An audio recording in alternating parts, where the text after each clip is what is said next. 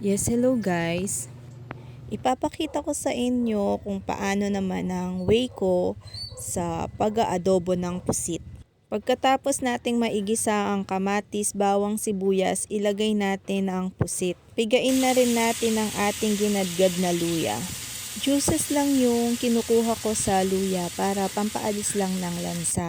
Pero ayokong malasahan yung luya habang kinakain yung pagkain. So guys, ang ibig kong sabihin, kung hindi po sensitive ang taste buds nyo, hindi nyo malalaman na may kasamang luya itong adobong pusit. So guys, kahit hindi ko siya nilagyan ng toyo, naging itim itong aking adobo dahil sa tinta ng pusit. Simmer ko lang to ng konti guys hanggang mawalan ng sabaw.